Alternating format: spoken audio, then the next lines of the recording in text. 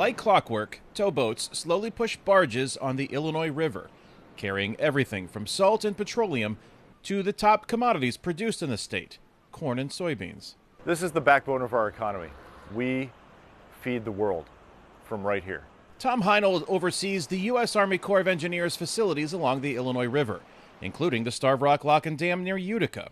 Part of a system throughout the state, the National Waterways Foundation says moves over 83 million tons of freight annually, worth over $13 billion.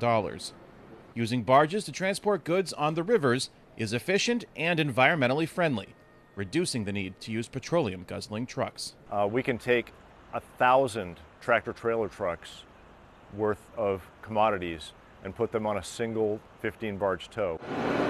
But the locks, which rise and fall to allow barges to navigate at a consistent depth of the river, were built nearly a century ago and are showing their age. It is literally in places crumbling. You can see the concrete right in front of you deteriorating. On the vertical walls you can see the corner armor rusting, some of it's bent.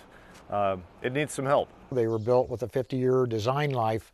Rodney Weinzierl is a farmer in central Illinois, where the waterways are key to getting crops to foreign buyers.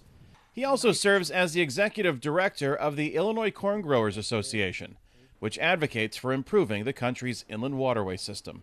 Exports are very important to Illinois and the U.S., and infrastructure is what keeps us competitive with foreign competition.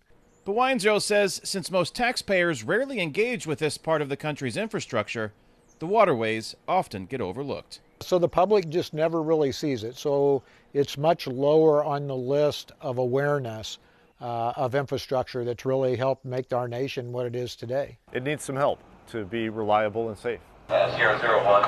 Previous funding allowed Heinold to oversee some upgrades to the Starved Rock Lock and Dam in 2020, which closed the river to all traffic for several months. But Heinold says more work is needed up and down the system, and Weinzierl understands it isn't cheap. Each one of these projects are several $100 million. Which is why he hopes enough money is allocated to perform upgrades to 2 locks along the Illinois River in the greatest need of repair. These are long-term investments.